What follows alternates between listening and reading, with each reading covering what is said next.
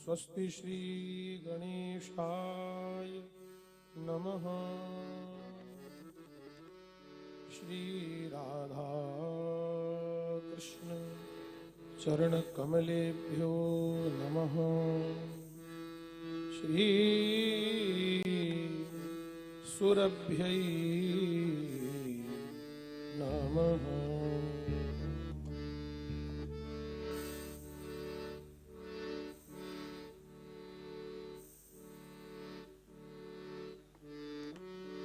अखंडानंद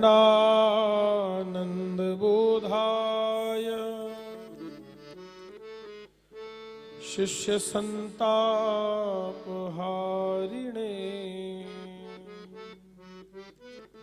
सच्चिदानंद रूपाय तस्मै श्री गुरुवे नमः।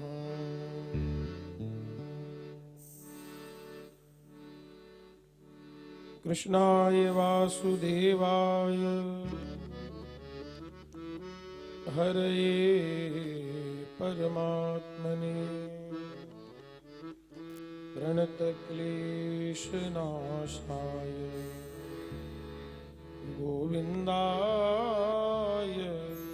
नमो नमः।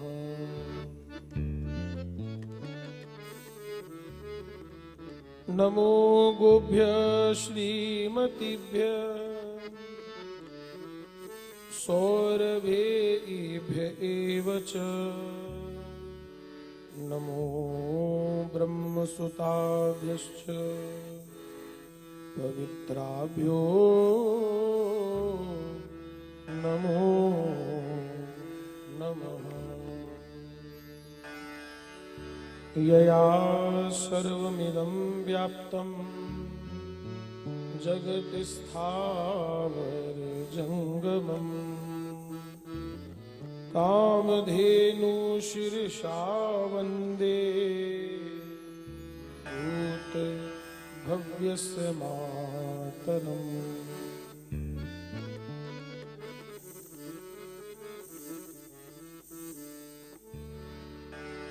अतुलित बलधामम् स्वर्णशैलावदेहम् धनुजवनकृशानुम् ज्ञानिनाम् अग्रगण्यम् सकलगुणनिधानम् वानराणामधीशम्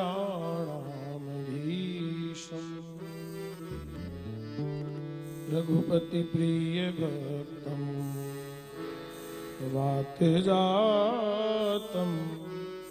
नमामि।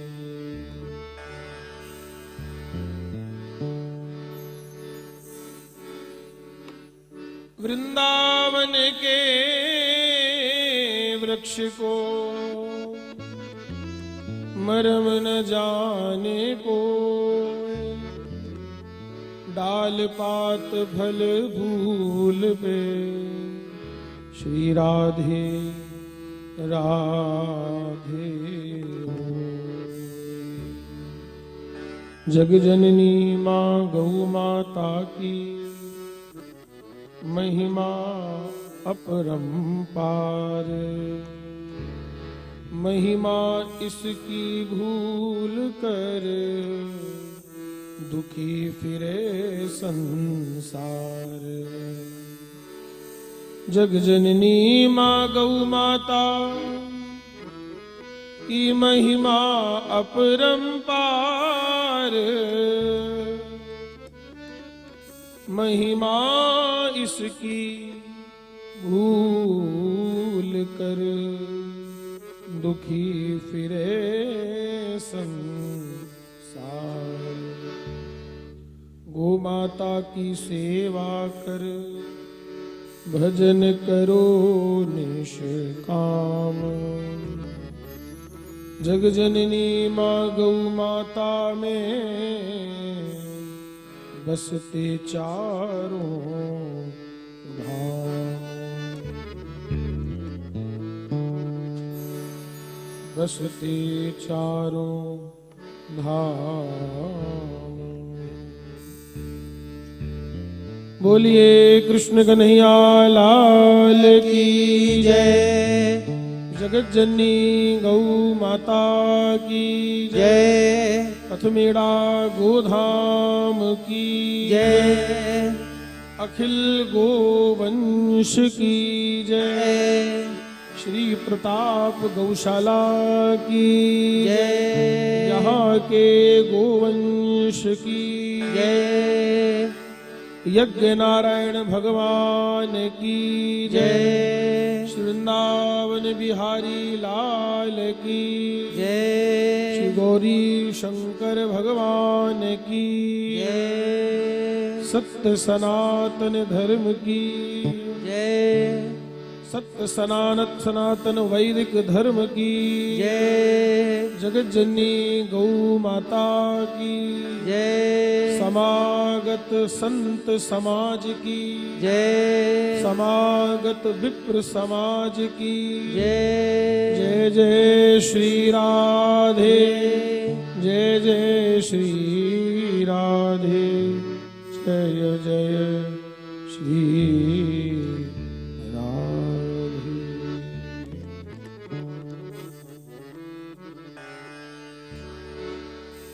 हरि शरणम। आप सभी से बड़ा विनम्र आग्रह है। आज कथा का प्रथम दिवस है, थोड़ा प्रारंभ होने में विलंब होना स्वाभाविक है, लाजमी है, लेकिन अपने पास जितना समय है हम बड़े एकाग्र होकर के, बड़े दत्त चित्त समाहित चित्त होकर के आज की इस पवित्र पावन कथा में हम लोग प्रवेश करें। बड़े ध्यान दे करके हम लोग श्रवण करें। हे नाथ,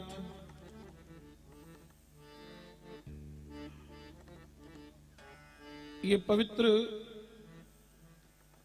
कार्तिक मास, देखो ये कथा का संयोग बहुत सुंदर है महाराज। सबसे पहली बात तो देखो पवित्र कार्तिक मास चल रहा है और हमारे यहाँ वैष्णवों में कार्तिक मास की बड़ी महिमा है महाराज। वेदों में, शास्त्रों में, पुराणों में कार्तिक मास का बड़ा महत्व गाया गया है महाराज। बहुत महत्व है इस कार्तिक के महीने का। तो हम लोग सबसे बड़ा सौभाग्य ये है कि हमको कार्तिक मास में ये कथा श्रवण करने को मिल रही है, पहली बात। दूसरा सौभाग्य हमारा ये है कि कथा तो कहीं भी कही जा सकती है और कथा कहीं भी सुनी जा सकती है, लेकिन दूसरे सौभाग्य की बात यह है कि ये कथा गायों के मध्य में हो रही है। जहां गाय विचरण करती हैं उस भूमि पर बैठ करके हम लोग भगवान की कथा सुन रहे हैं, गौ माता की कथा सुन रहे हैं। ये दूसरे सौभाग्य की बात है। और तीसरा सौभाग्य ये है, कार्तिक का मास तो है ही और ये गो नवरात्रि का समय चल रहा है। कार्तिक मास शुक्ल पक्ष प्रतिपदा से लेकर के और अक्षय नवमी तक ये 9 दिन का जो समय है, इसको हमारे पूज्य पथमेड़ा वाले महाराज जी ने गो नवरात्रि का नाम दिया। गो नवरात्रि का इसको नाम दिया गया। और इस समय जैसे हम लोग उत्सव मना रहे हैं, गाय की सेवार्थ, राष्ट्र के सेवार्थ, कल्याणार्थ ये दिव्य आयोजन रखा गया है इस प्रताप गौशाला में।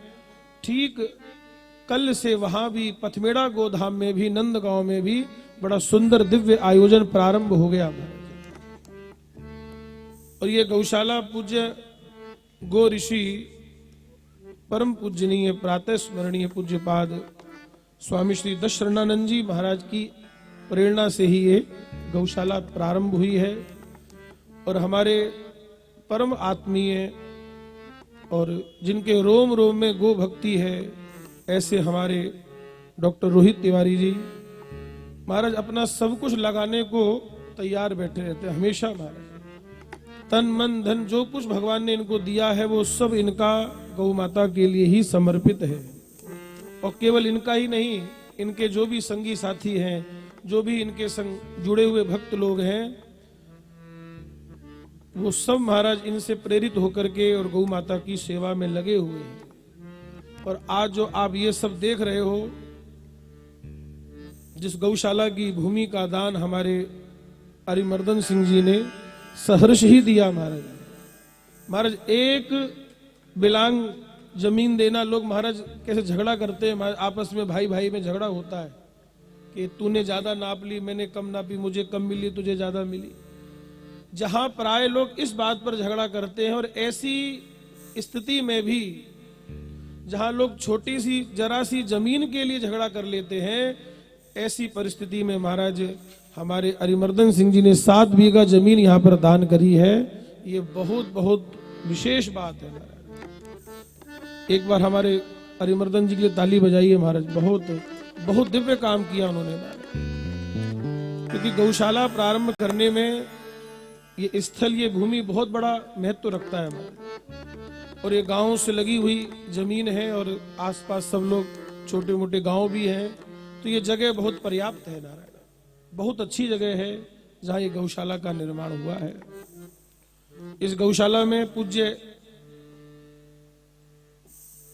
महाराज जी का भी आगमन हो चुका है और हमारे परम गोभक्त श्री त्र्यंबकेश्वर चैतन्य जी महाराज भी यहाँ पर पधार चुके हैं और वो भी इस गौशाला को आशीर्वाद दे चुके हैं और हमेशा देते रहते हैं।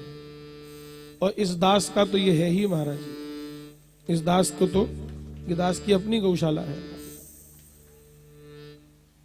तो ये गो नवरात्रि का समय है। इस पवित्र समय में बैठ करके हम लोग, ये कार्तिक का महीना बहुत पवित्र है नारायण। ये कार्तिक का महीना बहुत पवित्र है। अभी अभी हम लोगों ने दीपावली का त्योहार मनाया और कल हम लोगों ने गोवर्धन की पूजा करी, गोवर्धन नाथ की पूजा करी। आप सभी लोग गोवर्धन की पूजा किए होंगे, निश्चित बात है। आज यम द्वितीया है, आज भाई दूज है। आज के दिन हमारे यहाँ यमुना जी का स्नान किया जाता है। मथुरा वृंदावन में भाई बहन मिलकर के यमुना जी का स्नान करते हैं। वृंदावन को वास भलो, जहां पास बहे यमुना पटरानी। जो जन नहाई के ध्यान धरे, तिनको मिले बैकुंठ रजधानी। वेद पुराण बखान करें, सब संत मुनीनन के मन मानी। यमुना यमदूतन टारत हैं, भवतारत हैं श्री राधिका रानी। तो आज भैया दूज का भी पावन पर्व है और कल हम लोगों ने गोवर्धन की पूजा करी। देखो नारायण, एक बात मैं यहां से कह के प्रारंभ करूं।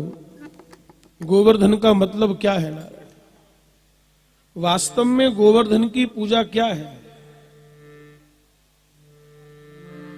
मैंने संतों के मुंह से सुना है, पूज्य महाराज जी के मुंह से सुना है और गो भक्तों के मुंह से मैंने प्राय सुनता रहता हूं कि गोवर्धन का तात्पर्य क्या है। बोले गोवर्धन का तात्पर्य है गोवर्धन। बोले गायों का वर्धन, गायों का संवर्धन ही गोवर्धन है महाराज। हम लोग अपने जीवन में गाय की रक्षा करें, गाय का संवर्धन करें, गाय को पालें। सबसे अच्छा गोवर्धन यही होगा नारायण। आज भगवान ने गिरिराज जी महाराज को उठाया, किसके लिए उठाया? अपनी गायों की रक्षा करने के लिए, ब्रजवासियों की रक्षा करने के लिए, अपने गोप ग्वालों की रक्षा करने के लिए, गोपियों की रक्षा करने के लिए भगवान ने गोवर्धन को उठा लिया। अपनी कनकी उंगली के नख के अग्र भाग पर भगवान ने गिरिराज जी को धारण कर लिया। और इस समय कन्हैया की अवस्था है केवल 7 वर्ष की और 7 दिन तक ही गिरिराज जी को उठाए रखा। और आप लोग जानते हैं, जिन्होंने गोवर्धन की परिक्रमा लगाई होगी, हमारे गिरिराज जी की परिक्रमा भी कितने कोस की है? वो भी 7 कोस की है। गोवर्धन की परिक्रमा भी 7 कोस की है। ठाकुर जी की अवस्था भी 7 वर्ष की है और 7 दिन तक भगवान ने गिरिराज जी को उठाए रखा। लेकिन किसके लिए? केवल गायों की रक्षा करने के लिए। प्रसंग से आप लोग परिचित हैं, मैं थोड़ा सा संकेत कहकर के आगे बढ़ूंगा। ब्रजवासियों के द्वारा प्रतिवर्ष गोवर्धन की दिन, जिस दिन भगवान ने गोवर्धन की पूजा करवाई, उस दिन ब्रजवासी इंद्र की पूजा करते थे। एक दिन भगवान ने पूछा, खेलते खेलते जब अपने नंद भवन में आए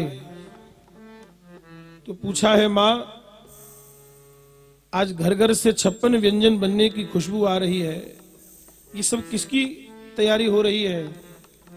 तब जब कोई काम में लगा रहता है ना, तो मैया क्या कहती है? जब मैया काम में लगी हो और बच्चा परेशान करे तो मैया कहती है, चला जा यहां से, परेशान मत कर, जाके अपने बाबा से पूछ, मेरा दिमाग मत खाए। तो मैया ने भी बड़ा सहज कह दिया, लाला तू आज मेरा दिमाग मत खाए, आज तो बहुत काम है घर में, तो जो पूछना है अपने बाबा से पूछ ले। तो कन्हैया दौड़े दौड़े बाबा के पास आए, बोले बाबा बाबा ये सब किसकी पूजा की तैयारी चल रही है? बाबा ने बड़े सहज भाव से बता दिया कि ये सब इंद्र की पूजा की तैयारी है, हम प्रतिवर्ष इंद्र की पूजा करते हैं। इंद्र हमारे वर्षा के देवता हैं, वो जल बरसाते हैं, तो धरती को जल मिलता है तो हरी हरी घास होती है, धरती धन धान्य से संपन्न होती है, तो वो हमारे वर्षा के देवता हैं, इसलिए हम उनकी पूजा करते हैं। हम पूजा करते हैं इसलिए वो जल बरसाते हैं। तो भगवान ने कहा इसका मतलब तो ये हो गया बाबा कि अगर हम इंद्र की पूजा नहीं करेंगे तो फिर वो जल नहीं बरसाएंगे। अब बाबा के पास इसका कोई जवाब ही नहीं है। बोले जल तो बरसता ही है। भगवान ने कहा बाबा ये सब जो कुछ मिलता है सब कर्म के हिसाब से मिलता है, कोई किसी को ना देने वाला है ना कोई किसी से लेने वाला है। अब देखो इतना सब यहाँ कार्य हो रहा है, धीरे धीरे ये कार्य बढ़ रहा है, आप सबके सहयोग से हो रहा है। नारायण गौ माता करवा लेती है किसी न किसी माध्यम से। महाराज हमें एक संत की बात बड़ी प्यारी लगती थी, बड़ी प्यारी बात कहते थे। उनके यहाँ खूब भंडारे चलते थे, खूब सेवा होती थी। तो उनसे किसी ने पूछा महाराज जी ये इतना सब होता कैसे, आप कैसे करते हैं? तो रोहित जी उन्होंने बहुत बढ़िया जवाब दिया। उन संत ने कहा हम कौन होते हैं करने वाले? बोले कोई दे जाता है तो कोई ले जाता है। क्या कहा उन्होंने? बोले कोई दे जाता है कोई ले जाता है, तो अपने बाप का क्या जाता है? बोले देने वाला दे जाता है, लेने वाला ले जाता है, अपना तो कुछ जाता ही नहीं है। तो सब करने वाले ठाकुर जी हैं, करने वाले सब प्रभु हैं, वो एक निमित्त बना करके कार्य करा लेते हैं। बाकी देने वाला दे जाता है, लेने वाला ले जाता है, अपना क्या लगता है? तो करुणा निधान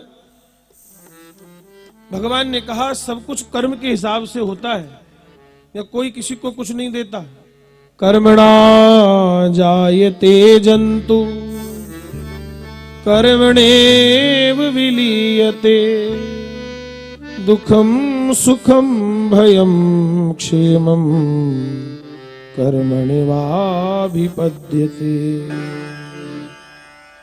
भगवान ने कहा कि बाबा हमारे जो प्रत्यक्ष देव हैं वो श्री गिरिराज जी महाराज हैं, गोवर्धन नाथ हैं, हमें इनकी सेवा पूजा करनी चाहिए, क्योंकि हमारी गायें इसी पर्वत पर चढ़ करके जाती हैं और हरी हरी घास यही देने वाले हैं। तो सबको लगा कि कान्हा ठीक कह रहे हैं, कन्हैया ठीक कह रहे हैं। तो उन्होंने इंद्र की पूजा बंद करके और नारायण गोवर्धन की पूजा करी। सभी ने गिरिराज जी का पूजन किया हमारे। और कथा से आप लोग सभी लोग परिचित हैं। जब भगवान ने इंद्र का पूजन बंद करा करके और श्री गिरिराज जी का पूजन कराया तो इंद्र को तो खराब लगना ही था भाई। और इस इंद्र ने इन ब्रजवासियों को, गायों को नष्ट करने के लिए प्रलयकारी मेघों को भेज दिया। बोले जाओ ब्रज के ऊपर सैमंतक मेघों को भेजा। बोले पूरे ब्रज को, गौ माताओं को, सबको जलमग्न कर दो, इनकी गायों को समाप्त कर दो। अब यहां एक बात बड़ी समझने की है। इंद्र ने कहा बोले इन ब्रजवासियों का दिमाग बहुत खराब हो गया है। और दिमाग कब खराब हो जाता है? इंद्र ने कहा इनके पास धन बहुत बढ़ गया है, इसलिए इनका दिमाग खराब हो गया। इनके धन को नष्ट कर देंगे तो ये अपने आप ही लाइन पर आ जाएंगे। और भैया इन ब्रजवासियों का इन गोप ग्वालों का धन क्या है? इन ब्रजवासियों का, गोप ग्वालों का धन कुछ और नहीं, ये गौ माता ही है महाराज। गौ माता इनका धन है। तो इनको नष्ट करने के लिए इंद्र ने ये सारा षड्यंत्र रचा महाराज। प्रलयंकारी मेघों को भेज दिया महाराज। हमने तो संतों के मुंह से सुना है, इतनी घरघोर वर्षा हो रही है, हाथी की सूंड के बराबर धार गिर रही है महाराज। आप विचार करें, हाथी के सूंड के बराबर वहां वर्षा होने लगी, इतनी मोटी मोटी धार गिरने लगी महाराज। और समझने में देर ना लगी ब्रजवासियों को, तुरंत समझ गए ये हो ना हो इंद्र का ही कोप है।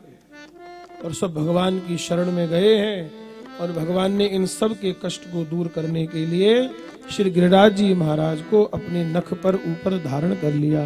बोल गिरिराज जी महाराज की जय, गोवर्धन नाथ की जय। अभी आगे प्रसंग आएगा तो और विस्तार से सुनाऊंगा। तो गोवर्धन का मतलब है गायों की रक्षा करना। अभी कल ही हम लोगों ने गोवर्धन का पूजन किया है। तो असली गोवर्धन तभी है जब हम गायों के प्रति भाव रखें। देखो, गाय का सम्मान, इस गौ जाति का सम्मान हमारे वैदिक सनातन धर्म में सबसे अधिक माना गया है। शब्दों पे ध्यान देना, मैं स्वामी श्री करपात्री जी महाराज की बात बोल रहा हूं आपके साथ। स्वामी जी कहा करते थे, वैदिक सनातन धर्म में गाय की बहुत बड़ी महिमा है नारायण। और एक बात आपसे कहूं, चाहे हमारे जीवन का व्यवहारिक कार्य हो, चाहे धार्मिक कार्य हो, चाहे कोई आध्यात्मिक कार्य हो, बोलो गाय की अपेक्षा है कि नहीं है? बोलो भाई, आप जितने लोग बैठे हैं बताइए भाई। हम कोई धार्मिक कार्यक्रम करते हैं, कोई अपने व्यवहार का कार्यक्रम करते हैं, कोई आध्यात्मिक कार्यक्रम करते हैं, मुझे ऐसा लगता है कि हमें हर कार्यक्रम में कहीं ना कहीं गाय की आवश्यकता रहती है, गाय की अपेक्षा रहती है। अच्छा, आप ऐसे समझो, अब तो लोगों ने करना बंद कर दिया महाराज। नहीं तो पहले नियम था, जिस जगह पर कोई मांगलिक कार्यक्रम होता था, कोई पूजा पाठ का कार्यक्रम होता था, तो पंडित जी सबसे पहले यही निर्देश देते थे, बोले जहां पर पूजा होनी है उस जगह को गाय के गोबर से भैया लीप देना उसको। बोलो, कहते थे कि नहीं? बोलो भाई। उसको परम पवित्र माना गया महाराज। बोले जहां खराब जगह भी है, लेकिन अगर गाय के गोबर से उसको लीप दिया गया तो वो जगह परम पवित्र मानी जाती थी। गांव देहात में आज भले ही ये सब देखने को मिल जाएगा, लेकिन बड़े बड़े शहरों में जाके देखो, हमारे कोई पूजा की पद्धति ही नहीं है नारायण। लेकिन अब यहां भी कम हो गया। पंडित जी को भी बहुत जल्दी है, जजमान को भी बहुत जल्दी है, कौन बैठे कौन करे क्या करे, बोले जल्दी जल्दी कराओ महाराज आप। तो सबसे पहला काम हमारे यहाँ ये होता था, बोले भूमि पवित्र हो। और मैंने संतों के मुंह से सुना है, जब तक पंचगव्य का प्राशन यजमान ना कर ले, आचार्य ना कर ले, तब तक दोनों को पूजा करने और करवाने का अधिकार ही प्राप्त नहीं होता था महाराज। आचार्य को भी पंचगव्य पीना पड़ेगा तब शुद्ध होगा, और यजमान को भी पंचगव्य पी करके ही पूजा में बिठाया जाता था। पूजा का अधिकार ही तभी आता है जब पंचगव्य का प्राशन हो जाए, जिसमें गाय का दूध, दही, घी, गोमूत्र और गोबर, जिसमें दूध की मात्रा अधिक रहती है, उसके बाद दही, उसके बाद घी, उसके बाद गोमूत्र थोड़ा सा, और थोड़ा सा उसमें गाय का गोबर मारा। इन पांचों को मिलाकर के बनता है पंचगव्य। जब तक इस पंचगव्य का प्राशन नहीं कर लिया जाता था, तब तक पूजा का अधिकार न करने वाले को था न कराने वाले को था। अब ये परंपरा भी समाप्त हो गई। जिस जगह भगवान की मूर्ति प्रतिष्ठा की जाती है, जहां भगवान को बिठाया जाता है, वो आचार्य जी भी कह देते हैं, बोले जहां भगवान की प्रतिष्ठा होनी है वहां उस जगह को पहले गाय के गोबर से अच्छे से उसको स्वच्छ कर लेना भाई। मतलब मेरा कहने का तात्पर्य यह है भक्तों, स्वामी जी कहा करते थे, बोले हमारा चाहे धार्मिक कार्यक्रम हो, चाहे कोई व्यवहारिक कार्यक्रम हो, चाहे कोई आध्यात्मिक कार्यक्रम हो, हमें गाय की अपेक्षा रहती ही रहती थी। और गाय की आवश्यकता केवल पवित्रता की दृष्टि से ही नहीं, गोबर गोमूत्र की आवश्यकता, गाय के दूध दही घी की आवश्यकता केवल आध्यात्मिक दृष्टि से ही नहीं, अपितु नारायण स्वास्थ्य की दृष्टि से भी परम आवश्यक है। गाय का दूध दही घी ये स्वास्थ्य की दृष्टि से भी परम लाभदायक है। तो हर तरह से हमें अपने जीवन में गाय की अपेक्षा रहती है, हर तरह से हमें अपने जीवन में गाय की अपेक्षा रहती है। हमारे पूज्य स्वामी जी कहा करते हैं, बोले वेद बिना मति नहीं और गाय बिना गति नहीं है महाराज, गाय बिना गति नहीं है। प्राचीन लोगों की बड़ी मान्यता रही, बोले अपने जीवन में ज्यादा नहीं तो एक बार जरूर हमें गौदान करना चाहिए। बड़े बुजुर्ग चाहते हैं कि हमारे हाथ से एक बार गौदान हो जाए, लेकिन ऐसा गौदान नहीं होना चाहिए महाराज, जो ऐसा गौदान मत करना जो नदी किनारे किसी गंगा किनारे जो पंडा लोग करवाते हैं ना, वो कैसा गोदान करवाते हैं पता है आपको? गाय की पूंछ हाथ में पकड़ा देते हैं, दो चार मंत्र बोले, और आपने भी कहा महाराज, बोले कोई नहीं, बोले जो श्रद्धा हो सो दे दो भाई। तो जजमान ने भी 21 रुपये निकाल के रखे, लो पंडित जी। अब बोलो भाई 21 रुपये में गाय आती कहीं से क्या? 21 रुपये में गोदान होता है क्या? गाय दान का मतलब है कि बढ़िया बछड़े वाली दुधारू गाय बढ़िया हृष्ट पुष्ट तब किसी योग्य ब्राह्मण को दी जाए जो उसकी सेवा कर सकेगा, या किसी गौशाला में दी जाए, फिर उसका ध्यान रखा जाए पूरा करुणा निधान। तो हर समय हमारे व्यवहारिक दैनिक जीवन में कहीं ना कहीं हमें गाय की अपेक्षा रहती ही है। तो जीवन में गौ माता की बड़ी महिमा है। और ये देखिए सुंदर ये कार्यक्रम, ये प्रताप गौशाला में गौ सेवार्थ ये चौथा कार्यक्रम है। गौ सेवार्थ ये चौथा कार्यक्रम हो रहा है, और चारों बार स्थान अलग अलग रहा, लेकिन उद्देश्य एक ही था। स्थान भले ही परिवर्तित किया गया, लेकिन उद्देश्य एक था। सबसे पहला ये कार्यक्रम 2, 3, 4 साल हो गए तिवारी जी, 4 साल पहले की, वहां 4 साल हो गए। 4 साल पहले यही गो भागवत का कार्यक्रम चाक घाट में, अनाज मंडी है ना, उस अनाज मंडी में ये कार्यक्रम रखा गया था।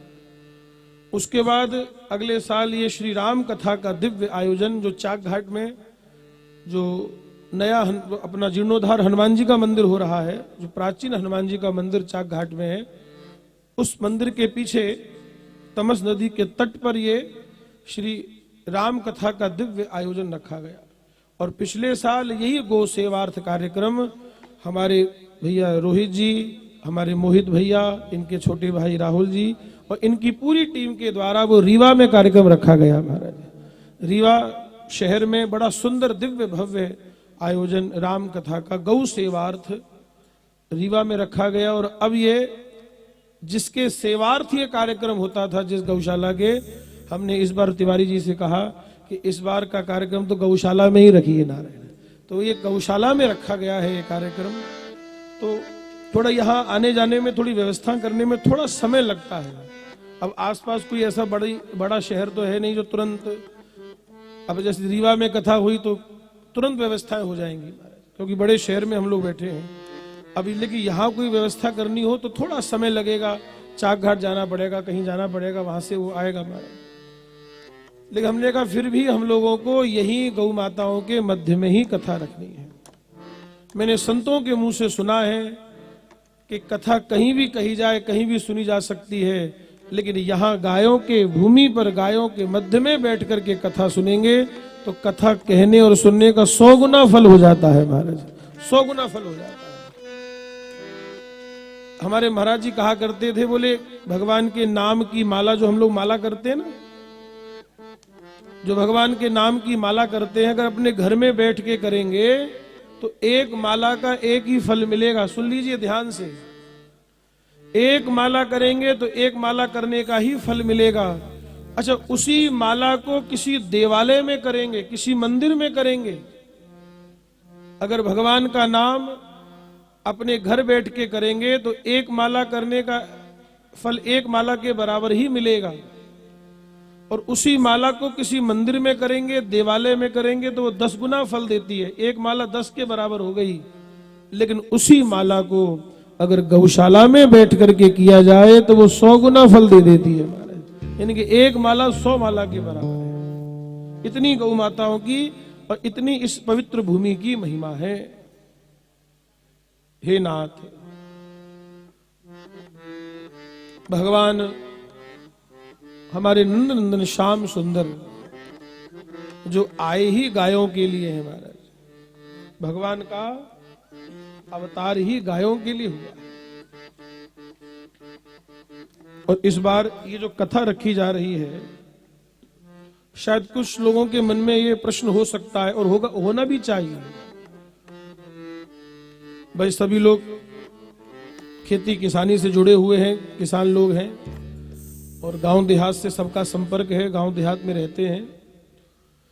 तो प्रायः सबके मन में ये प्रश्न, जब पहली बार नाम सुना होगा तो जरूर मन में ये बात आई होगी और शायद उन्होंने तिवारी जी से पूछा भी होगा कि ये क्या कथा है। बोले भागवत सुनी है, राम कथा सुनी है, भक्तमाल की कथा सुनी है, लेकिन ये गो भक्तमाल क्या है। मन में एक प्रश्न आ सकता है, मन में एक बात ये उठ सकती है, गो भक्तमाल क्या है। गो भक्तमाल कुछ और नहीं भैया, जैसे भक्तमाल होता है ना। अच्छा, अब आप कहेंगे भक्तमाल क्या होता है। भक्तमाल माने भक्तों की माला। अच्छा क्यों भाई, ये हमारे गले में ये भी तो एक माला है, लेकिन ये किसकी माला है, किसकी बनी है। ये फूल की बनी है, इसलिए कौन सी माला है, ये फूल की माला है, ये फूलों की माला हो गई। बड़े ध्यान देकर के सुनना, जब ये फूलों से बनी है, फूलों से गुथी है, तो इसका नाम हो गया फूल माला। और जिसमें तुलसी के मनके होते हैं, जिसमें तुलसी के दाने होते हैं, जो हम भजन करने में माला फेरते हैं, तो वो कौन सी माला हो गई, वो तुलसी की माला हुई, क्योंकि उसमें तुलसी का मनिया है। रुद्राक्ष की माला क्यों कहते हैं, क्योंकि उसमें रुद्राक्ष का मनिया है। स्फटिक की माला, क्योंकि उसमें स्फटिक का मनिया है। तो जिसका मणिया होता है, जिसका मोती होता है, जो दाना होता है, उसी की माला कहलाती है। ये फूलों से बनी है, इसलिए इसका नाम है फूल माला। और आप लोगों ने शब्द सुना भक्तमाल। भक्तमाल माने जिसमें भक्तों को पिरो करके एक माला में रखा गया है, उसका नाम है भक्तमाल। माल माने माला और भक्त माने भक्त, भक्तों की माला। भक्तों की माला का नाम ही है भक्तमाल, यानी कि भक्त चरित्र। भक्त चरित्र जिसको कहते हैं नारायण। अब प्रश्न है कि गो भक्तमाल क्या है। जैसे भक्तमाल में भक्तों का चरित्र है, भगवान के लाडले भक्तों संतों का, आचार्यों का चरित्र है, इसी प्रकार से इस गो भक्तमाल में जिन भक्तों ने गाय से संबंध रखा, जिन्होंने गाय की सेवा करी, जिनके माध्यम से समाज में, राष्ट्र में गाय भक्ति प्रकट हुई, जिन्होंने गाय भक्ति का संदेश दिया, इस गो भक्तमाल में उन भक्तों की कथा है महाराज, उन भक्तों की कथा है। अच्छा, अब आप कहेंगे नारायण कि गो भक्तमाल क्यों सुनना चाहिए। गो भक्तमाल इसलिए सुनना चाहिए कि जब हम गो भक्तों की कथा सुनेंगे, हमको पता चलेगा गौ माता ने ऐसी कृपा करी तो ये हो गया, गौ माता की सेवा करी तो ये फल मिला। तो ये कथा सुन करके हमको अपने जीवन में ये प्रेरणा मिलेगी कि हमें भी अपने जीवन को ये न केन प्रकारेण किसी न किसी प्रकार से गौ माता से जोड़ करके रखना चाहिए। इसलिए गो भक्तमाल की कथा रखी गई है। आप गौ की महिमा से आप लोग परिचित हैं। आप सभी लोग सनातनी हैं, सनातन धर्म को मानने वाले हैं, तो आपसे गौ माता की महिमा छुपी हुई नहीं है। लेकिन जिस प्रकार से, जिस भाव से हमें गौ की सेवा करनी चाहिए और उसका हमें क्या फल मिल सकता है, ये हमें गो भक्तमाल सुनकर के ही पता चलेगा। इसलिए करुणा निधान, ये गो भक्तमाल की कथा पूज्य, ये गो भक्तमाल आया कहां से नारायण? हमारे पूज्य मलूक पीठ वाले महाराज जी के नाम से कौन परिचित नहीं है, बोलो भाई। परम पूजनीय प्रातः स्मरणीय पूज्यपाद डॉक्टर राजेंद्र दास देवाचार्य जी महाराज, मलूक पीठाधीश्वर जी महाराज, जिनकी सद प्रेरणा से हमारे परम पूजनीय प्रातः स्मरणीय गो ऋषि स्वामी दशरणानंद जी महाराज की पूज्य पावन प्रेरणा से पूज्य राम स्वरूप जी ने, जो हमारे पूज्य मलूक पीठ वाले महाराज जी के पिताजी हैं, उन्होंने इस गो भक्तमाल का कलेक्शन किया, संग्रह किया और एक पुस्तक का रूप इसको दिया गया। तो आप निश्चित मानना, जैसे भक्तमाल लिखी गई ना, जैसे वो भक्तमाल जो नाभा गोस्वामी जी ने लिखी, अपने गुरुदेव की प्रेरणा से लिखी। महाराज एक बात आपसे कहूं, मैं बड़े ध्यान दे के सुनना। डॉक्टर साहब आपके लिए बहुत विशेष बात है। देखिए, जब हम, आप विश्वास मानना रोहित जी, जब हम कोई अच्छा कार्य करने का संकल्प लेते हैं, किसी कार्य को करने का संकल्प लेते हैं, तो मन में थोड़ा सा भय भी रहता है। हम लोगों के मन में भय रहता है थोड़ा सा कि कैसे होगा, कैसे कर पाएंगे, ठीक से होगा कि नहीं होगा।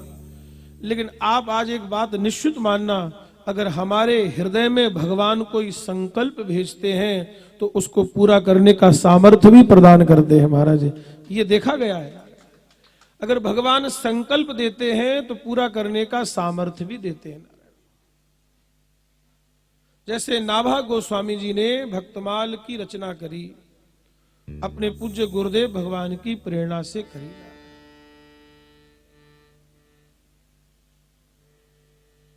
गुरुदेव भगवान अग्रदेवाचार्य जी मानसी पूजा में लगे हैं। थोड़ा 5 मिनट सुन लीजिए, बहुत प्यारी बात है।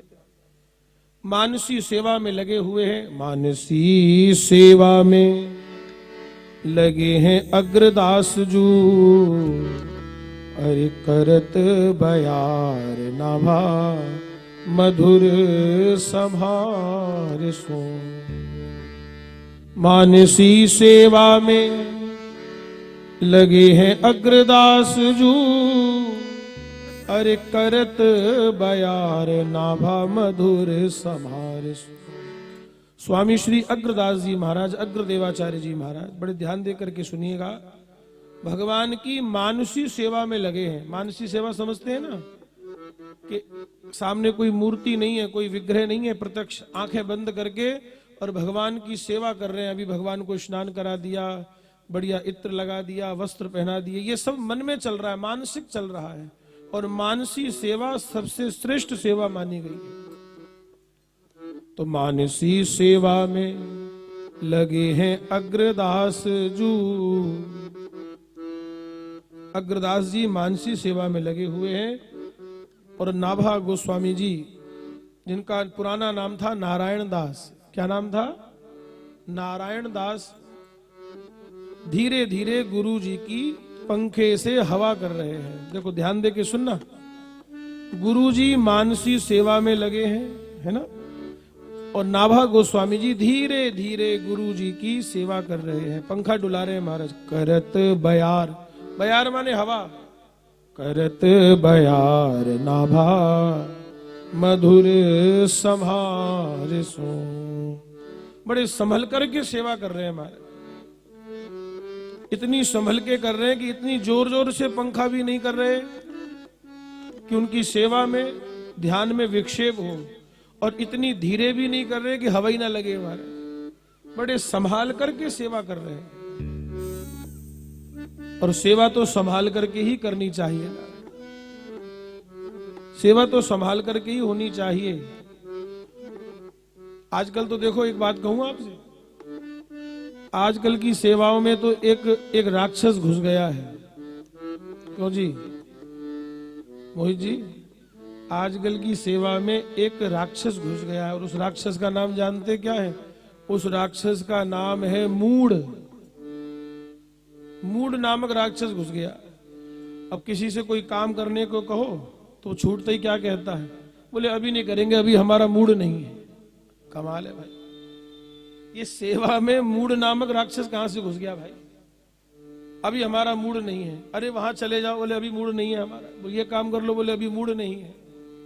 भैया सेवा में मूड नहीं देखा जाता है, आज्ञा मिलते ही मूड बना लिया जाता है महाराज। क्योंकि सबते सेवक धर्म कठोरा, सेवक का धर्म सबसे ज्यादा कठोर होता है नारायण। और जो वास्तव में सेवा करना चाहता है और वो ये चाहे कि मुझे सुख मिले, असंभव है। सेवक को सुख नहीं मिल सकता।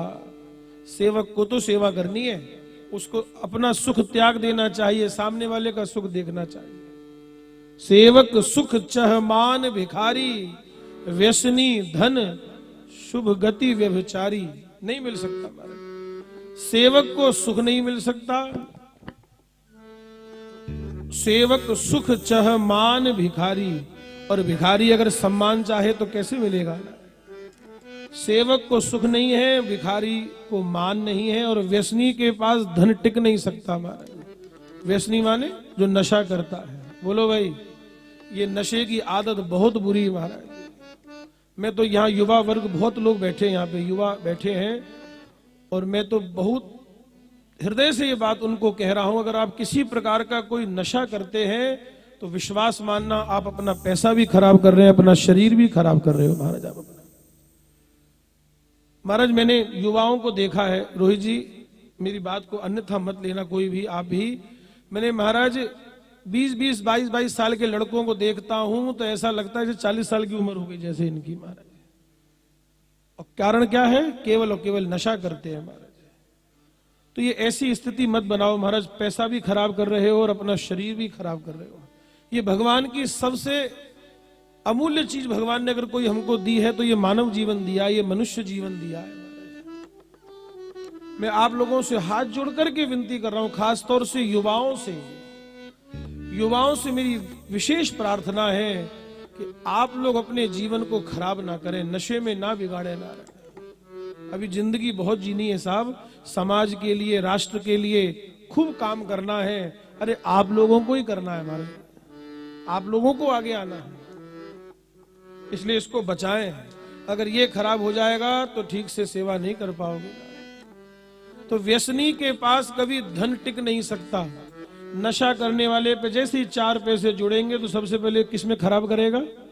अपने नशे में ही खराब करेगा। अब वो नशा कैसा भी हो सकता है। देखो, नशा शरीर को भी खराब करता है।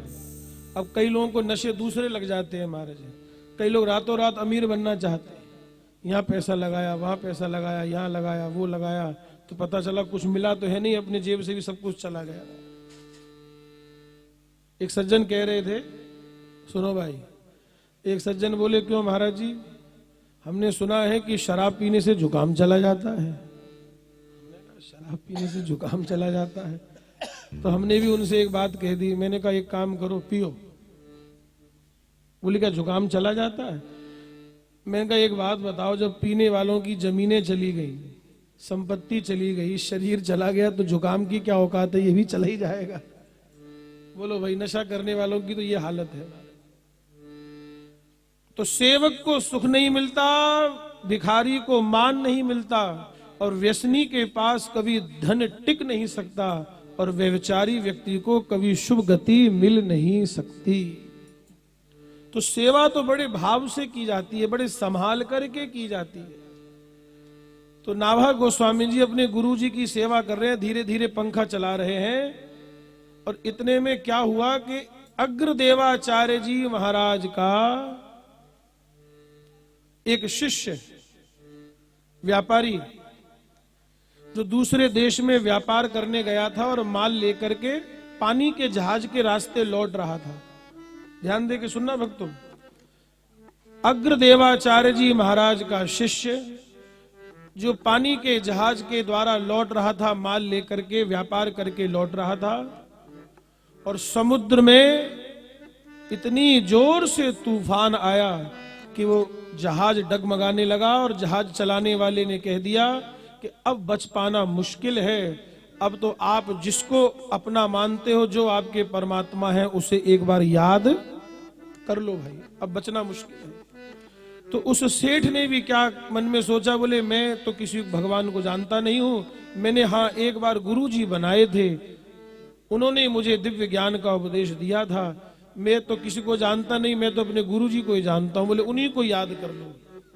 और उन सेठ जी ने पानी के जहाज में बैठे बैठे जब अपने गुरुदेव अग्रदेवाचार्य जी को याद किया तो अग्रदेवाचार्य जी का ध्यान टूट गया। वो तो मानसी सेवा में लगे थे ना, अब इधर से भगवान को माला पहनाने जा रहे हैं, उधर से चेले ने पुकार लिया। अब गुरुजी माला पहनाए कि चेले को संभाले, बड़े असमंजस में पड़ गए। इतने में नाभा गोस्वामी जी ने, जो पंखा ऐसे ऐसे कर रहे थे ना, नाभा गोस्वामी जी ने पंखा ऐसे किया, ऐसे पंखा किया महाराज। उस पंखे का प्रभाव देखो, नाभा गोस्वामी जी का प्रभाव देखो कि पानी का जहाज जो है किनारे पर आकर के लग गया महाराज, पानी का जहाज किनारे पर आकर के लग गया। और नाभा गोस्वामी जी अपने गुरु जी से कहते हैं, गुरु जी आप भगवान की सेवा कीजिए, जहाज किनारे पर लग गया। ये सब कुछ कहां चल रहा है? अग्रदेवाचार्य जी के भीतर चल रहा है, और भीतर की बात इन्होंने जान ली। तो तुरंत अग्रदेवाचार्य जी ने पूछा कि कौन बोला?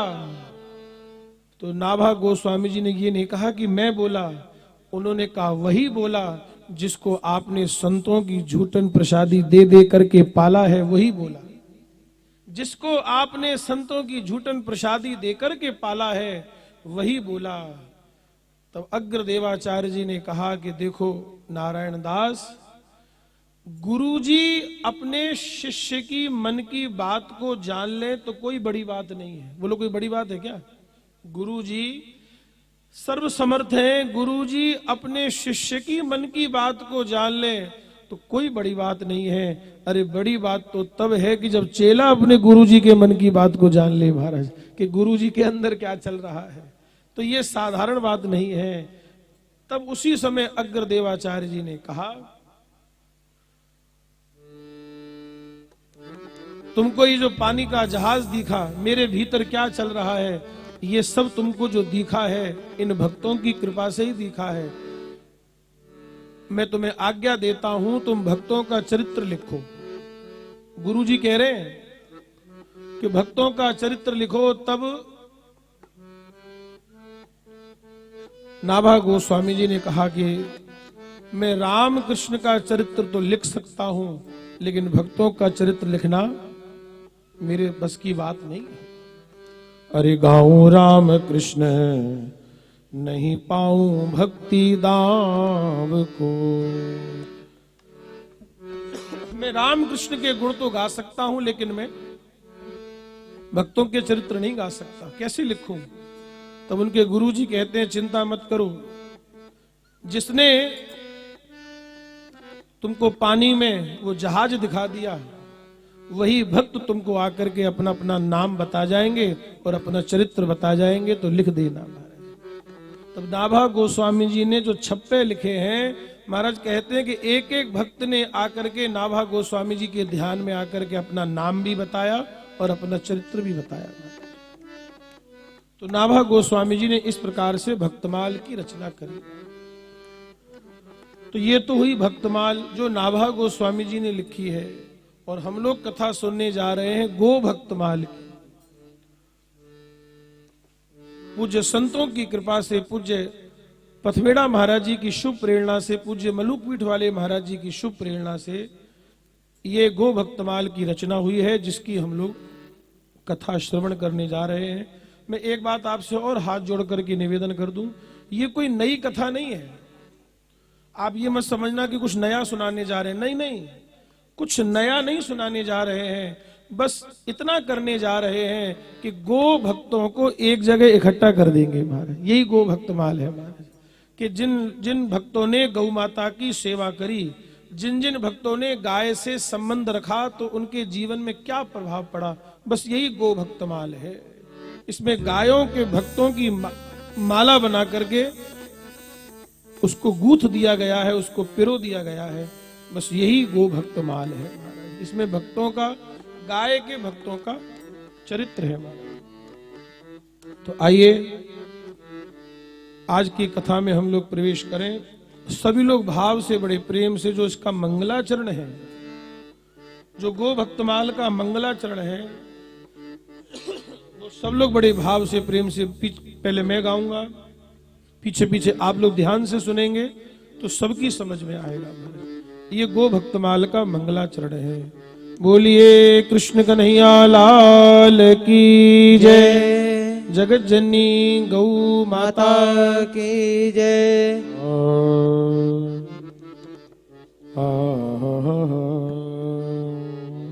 जय जय गो गोपाल, जय जय गो गोपाल, जय जय गो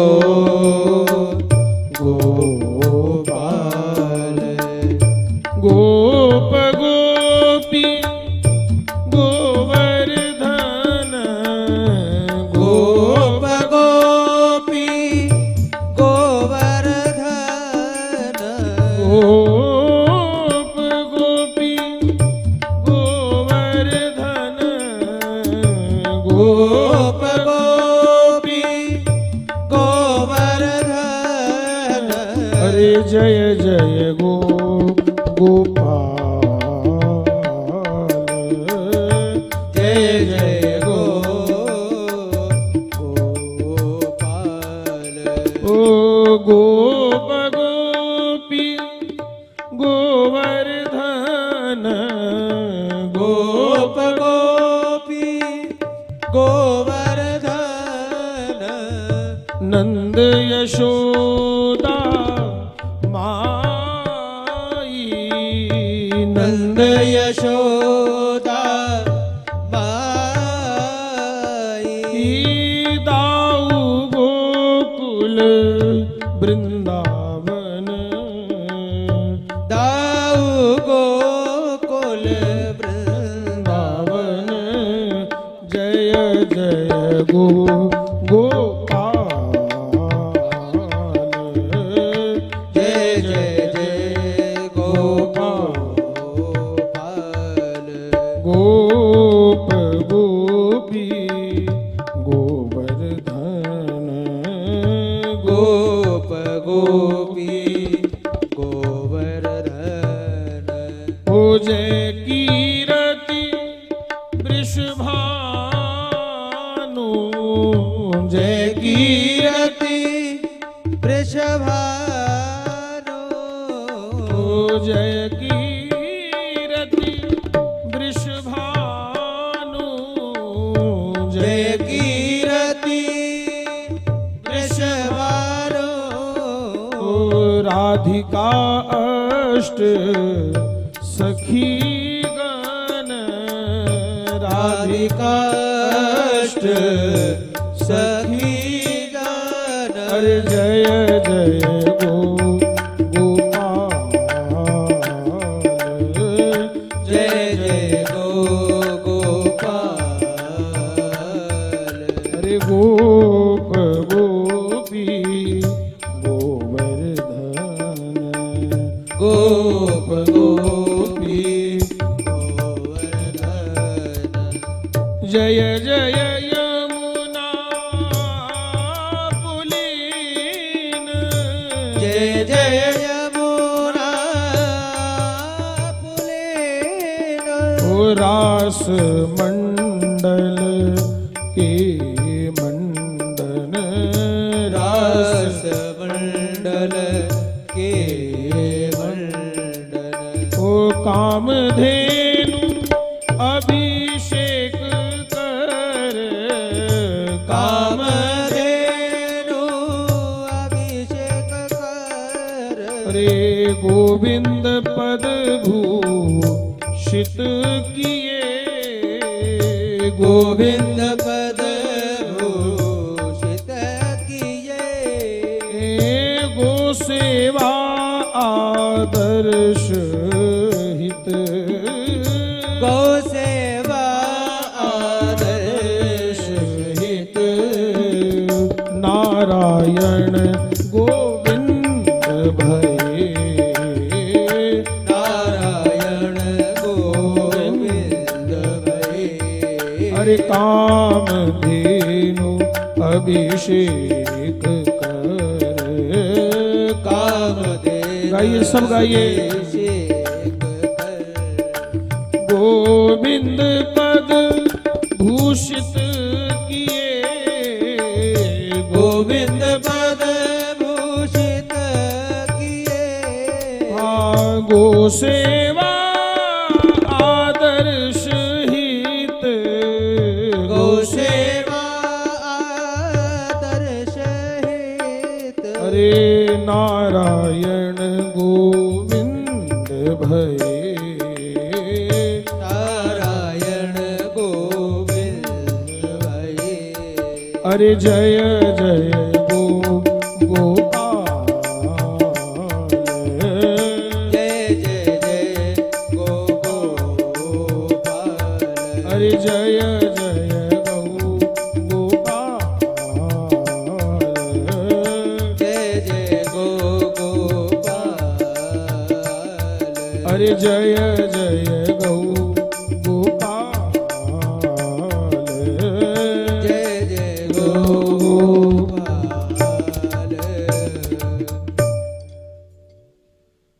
ये भक्तमाल का मंगलाचरण है। जय जय गौ गोपाल गोप गोपी गोवर्धन। इसमें समस्त भगवान के परिकर की वंदना की गई है। महाराज जिन जिन लोगों ने भगवान के साथ गौ चारण की लीला में गौ सेवा में भगवान के साथ रहे संग रहे उन सबको प्रणाम किया गया भगवान के परिकर को। जय जय गौ गोपाल गोप गोपी गोवर्धन नंद यशोदा माई दाऊ गोकुल वृंदावन। जय कीर्ति वृषभानु राधिका अष्ट सखी गण। जय जय यमुना पुलिन रास मंडल के मंडन। कामधेनु अभिषेक कर गोविंद पद भूषित किए गो सेवा आदर्श हित नारायण गोविंद भये। इस मंगलाचरण में यह बताया गया है कि भगवान नारायण गोविंद बनकर के आए। गोलोक में ठाकुर जी या धरती पर ग्वाला बनकर के आए हैं तो क्यों आए हैं? भगवान आप्त काम है। आत्माराम आप्त काम सतचित आनंद घन निर्गुण निर्विशेष ब्रह्म वेदों में गाए हैं। आत्माराम आत्म काम सप्तचित सतचित आनंद घन निर्गुण निर्विशेष ब्रह्म वेदों में गाए हैं। सगुण साकार भक्त वेदवाणी आदर करें शब्द कामधेनु सगुण परक अर्थ ध्याये हैं। श्रीस्ते लक्ष्मी ते भूदेवी धेनु रूपा धेनु आह्लाद वाच्य भक्ति रूपा पाए हैं। भक्ति पराधीन कृष्ण राधा आराधक हैं। गोचारण सुख लेन परिकर संग आए हैं। बहुत प्यारी बात लिखी है महाराज। उस परमात्मा को धरती पर आने की क्या आवश्यकता है? एक छोटी सी बात सुन लीजिए, फिर मैं समझता हूं कि आप लोगों का फिर समय भी हो रहा है। कई लोग बेचारे सुबह से यहाँ पे लगे हुए हैं, बड़ी सेवा का भाव है। सुबह से तो लगे ही हैं महाराज, लेकिन सही बात कहूं ये तो लोग महाराज महीने भर से लगे हुए हैं महाराज। हमारे डॉक्टर साहब को तो सब इतना भाव रहता है, मुझे पूरा विश्वास है कि ये पिछले 20 दिनों से ठीक से सोए नहीं होंगे महाराज। नींद पूरी नहीं ली होगी उन्होंने। कार्यक्रम के संबंध में विचार करते रहना, कैसे अच्छे से अच्छा करें, यही इनका भाव हमेशा रहा है। और इस कथा में भी हमेशा से यही बार बार हमारा इनका संवाद होता रहता था, फोन से बात होती रहती थी। बस बार बार यही कहते थे, बोले महाराज जी कैसे न कैसे करके इसको अच्छे से करना है, बढ़िया से काम करना है। और इस बार तो और एक अच्छा काम गौशाला में हो रहा है। 5.25 लाख गायत्री मंत्र से हवन का भी कार्यक्रम पीछे हो रहा है हमारा। आप लोग जरूर दर्शन करें। 5.25 लाख गायत्री मंत्र से आहुति होंगी। हमारे सारे ब्राह्मण देवता आचार्य लोग, सभी आचार्य प्रवर ब्राह्मण देवता सभी लोग प्रयागराज से पधारे हैं और सविधि बड़ा सुंदर वो हवन का कार्यक्रम भी कर रहे हैं। और हवन के कार्यक्रम के साथ साथ ये गो भक्तमाल की कथा भी यहाँ पर आयोजित है। वैसे दिन छोटे हैं इस बार, 5:30 बजे ही दिन जो है छुप जाता है, अंधेरा होना चालू हो जाता है। कथा का समय वैसे 2 से 6 का रखा गया है। अगर 2 से 6 कथा करेंगे तो फिर सम्मान की कड़ी भी होगी और औपचारिकताएं होंगी और आरती होगी, तो निश्चित मानता हूं मैं कि 6:30 पौने 7 बज ही जाएंगे। और जो लोग बाहर गांव से कथा सुनने के लिए आते हैं तो फिर उनको महाराज मैंने देखा है, ऐसा मैंने अनुभव किया है, इसलिए मैं आपको बता रहा हूं। जो बाहर गांव से कथा सुनने के लिए आते हैं फिर महाराज वो 5 बजे के बाद धीरे धीरे फिर उनको लगता है कि अंधेरा हो रहा है, जाना भी है। तो 2 से 6 की बजाय अगर कथा का समय 1 से 5 रख दिया जाए तो बहुत अच्छा रहेगा। नारायण बोलो भाई, आप लोग अंधेरे में जाएंगे तो थोड़ा आपको भी अजीब लगेगा, अंधेरे में जाना पड़ रहा है। अगर 5 सवा 5 यहाँ से निकल जाएंगे तो शायद मैं समझता हूँ 10-5 किलोमीटर के जो लोग होंगे वो दिन में ही पहुंच जाएंगे नारायण। और अगर 6:30 पौने 7 बजे जाएंगे तो पूरा ही रात हो गई है। अब देखो इस समय अभी 6 भी नहीं बजे नारायण, अभी 6 बजने में भी 5 मिनट हैं और प्राय पूरा अंधेरा हो चुका है। तो मैं आशा करता हूं कि इस समय आप लोगों के अनुकूल रहेगा 1 से 5 का। 1 से 5 का समय है और सुबह 7 बजे से लेके और 12 बजे तक हवन का कार्यक्रम रहेगा। सभी लोग ध्यान देकर के सुन लें, सुबह 7 बजे से लेके और 12 बजे तक हवन का कार्यक्रम रहेगा। उसके बाद बीच में भोजन प्रसाद जिसको जो भी व्यवस्था है वो सब पाएंगे ही आप। और 1 बजे से ले फिर 5 बजे तक श्री गो भक्तमाल की कथा हम लोग बड़े भाव से प्रेम से सुनेंगे। देखो 7 दिन का कार्यक्रम है बस। अब आप 7 दिन में तो आप तो ये तो सोचो कि 1 दिन तो निकल ही गया, 7 दिन में से 1 दिन तो चला गया। ऐसे ही धीरे धीरे समय बीत जाएगा। तो ये 6 दिन का समय हमारे पास है। हमें खूब गौ माता की भक्ति, गौ माता की महिमा सुननी है, गो भक्तमाल की कथा सुननी है। ठाकुर जी की लीला में कहां कहां गौ माताएं हैं ये सब हमको श्रवण करना है। और किन किन लोगों ने गौ माता की सेवा करके क्या पाया है, इन बाकी के दिनों में हम खूब गौ माता की महिमा गाएंगे और आनंद लेंगे। अभी एक छोटी सी बात आपसे जो मैं निवेदन कर रहा था कि भगवान आप्त राम है, आत्मा राम है, आप्त काम है, सब कुछ संपन्न है, फिर उनको धरती पर आने की आवश्यकता क्या है। आत्मा राम आप्त काम सतचित आनंद घन, निर्गुण निर्विशेष ब्रह्म वेदों में गाए हैं। निर्विशेष है, ब्रह्म है, वेदों ने ऐसा गाया है। सगुण साकार भक्त वेदवाणी आदर करें, शब्द काम भक्त वसल प्रभु दीन दया। जय गो माता जय गोपाल, भक्त वसल प्रभु दीन दयाल। जय गो माता जय गोपाल, जय गो माता जय गोपाल, भक्त वसल प्रभु दीन दयाल। भक्त वसल प्रभु दीन दयाल। जय गो माता जय गोपाल, भक्त वसल प्रभु दीन दयाल। जय गो माता जय गोपाल, भक्त वसल प्रभु दीन दयाल। ओ जय गौ माता जय गोपाल, जय गो माता जय गोपाल, ओ जय गो माता जय गोपाल, जय गो माता जय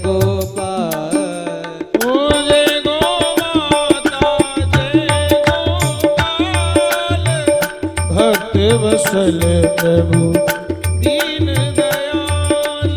जय गो माता जय गोपाल भक्त वत्सल प्रभु दीन दयाल। ओ जय गौ माता जय गोपाल। जय गो माता जय गोपाल। ओ भक्त वसल प्रभु दीन दयाल। भक्त वसल प्रभु दीन दयाल। जय गो माता जय गोपाल। भक्त वसल प्रभु दीन दयाल। जय गो माता जय गोपाल। भक्त वसल प्रभु दीन दयाल। ओ भक्त वसल प्रभु दीन दयाल। तो भक्त वसल प्रभु दीन दयाल। ओ मेरो प्यारो नंद लाल किशोरी राधे। मेरो प्यारो नंद लाल किशोरी राधे। ओ मेरो प्यारो गोपाल किशोरी राधे। मेरो प्यारो गोपाल किशोरी राधे। हाँ किशोरी राधे श्यामा प्यारी राधे। किशोरी राधे श्यामा प्यारी राधे। किशोरी राधे श्यामा प्यारी राधे। किशोरी राधे श्यामा प्यारी राधे। मेरो प्यारो नंद लाल किशोरी राधे। मेरो प्यारो नंद लाल किशोरी राधे। मेरो प्यारो नंद लाल किशोरी राधे। मेरो प्यारो नंद लाल किशोरी राधे। हाँ किशोरी राधे श्यामा प्यारी राधे। किशोरी राधे श्यामा प्यारी राधे। किशोरी राधे श्यामा प्यारी राधे। किशोरी राधे श्यामा प्यारी राधे। मेरो प्यारो नंद लाल किशोरी राधे। मेरो प्यारो नंद लाल किशोरी राधे। ओ मेरो प्यारो गोपाल किशोरी राधे। मेरो प्यारो गोपाल किशोरी राधे। हाँ किशोरी राधे श्यामा प्यारी राधे। किशोरी राधे श्यामा प्यारी राधे। किशोरी राधे श्यामा प्यारी राधे। किशोरी राधे श्यामा प्यारी राधे। मेरो प्यारो नंद लाल किशोरी राधे। मेरो प्यारो नंद लाल किशोरी राधे। ओ मेरो प्यारो गोपाल किशोरी राधे। मेरो प्यारो गोपाल किशोरी राधे। ओ मेरो प्यारो गोपाल किशोरी राधे। मेरो प्यारो गोपाल किशोरी राधे। मेरो प्यारो गोपाल किशोरी राधे। मेरो प्यारो नंद लाल किशोरी राधे। मेरो प्यारो गोपाल किशोरी राधे। मेरो प्यारो गोपाल किशोरी राधे। बोलिए जगत जननी गौ माता की जय। सत्य सनातन धर्म की जय। जय जय श्री राधे। जय जय श्री राधे। जय जय श्री राधे। आप लोग अधिक से अधिक संख्या में आकर के खूब कथा का आनंद लें और उस जीवन के अलभ्य लाभ को हम लोग प्राप्त करें। आइए अब आरती कर लें।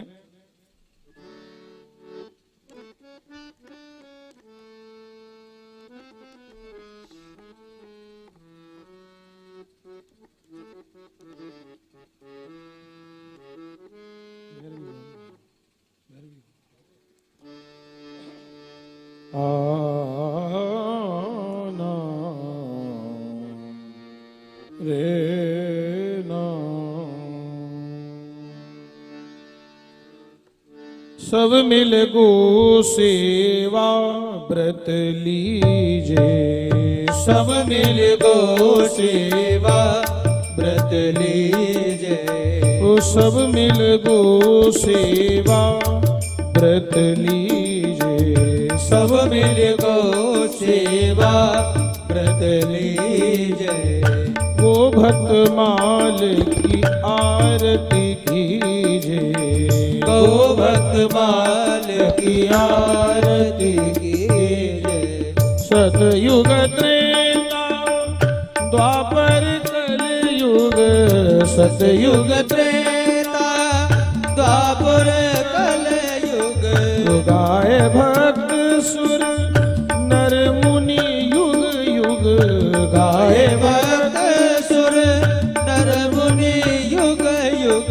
गाए भक्त चरितामृत पीजे, गाए भक्त चरितामृत पीजे। सब मिल गो सेवा व्रत लीजे, सब मिल गो सेवा व्रत लीजे। ओ गाए पुकार सुनत हरियाते, गाए पुकार सुनत हरियाते। गाए पुकार सुनत हरियाते, गाए पुकार सुनत हरियाते। गोविंद पद सुरभि से पाते, गोविंद पद सुरभि से पाते।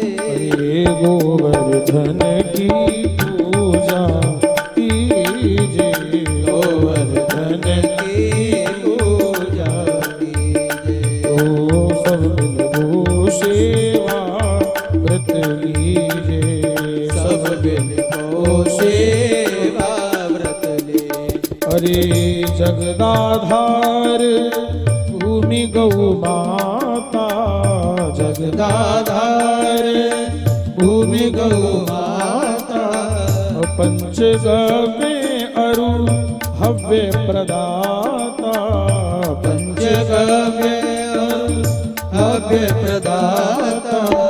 सात्विक बुद्धि स्वास्थ्य सुख लीजे, सात्विक बुद्धि स्वस्थ सुख लीजे। हरि गो भक्त माल की आरती कीजे, गो भक्त माल की आरती कीजे। हरे हरि हूँ की गो इष्ट सहाई, हरि होगी गो इष्ट सुहाई।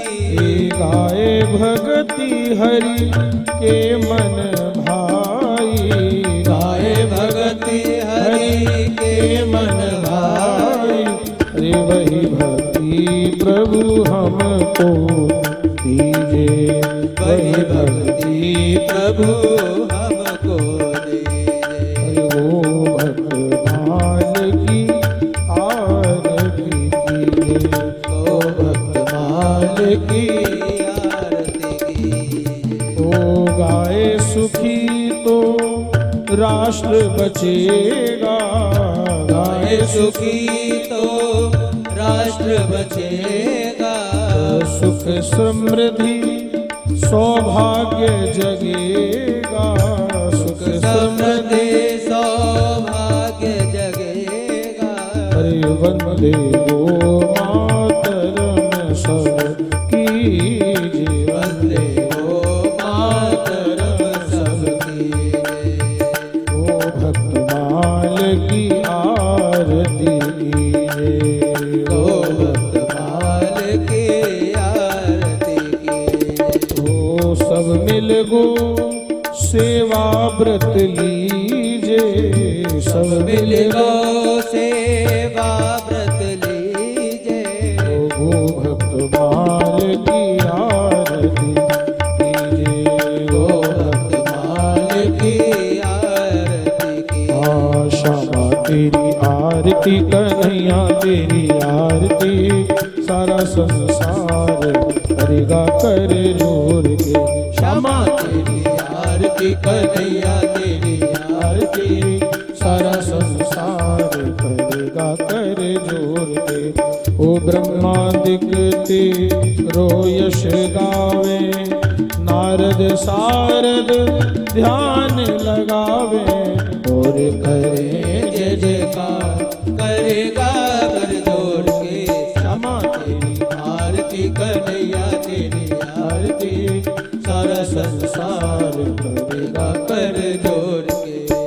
अपने चरण की भक्ति दीजे, अपनी शरण में मोहे रख लीजे। करो भव सागर पार करेगा कर जोड़ के, क्षमा तेरी आरती कन्हैया तेरी आरती सारा संसार करेगा कर जोड़ के। हरे प्रेम सहित जो आरती गावे, राधा माधव के पद पावे। प्रेम सहित जो आरती गावे, राधा माधव के पद पावे। बाढ़ सुजस अपार करेगा कर जोड़ के। क्षमा तेरी आरती कन्हैया तेरी आरती सारा संसार करेगा कर जोड़ के। कर्पूर गौरम करुणावतारम, संसार सारम भुजगेन्द्रहारम। सदा वसन्तम हृदयारविन्दे तव भवानी सहितं नमामि। त्वमेव माता च पिता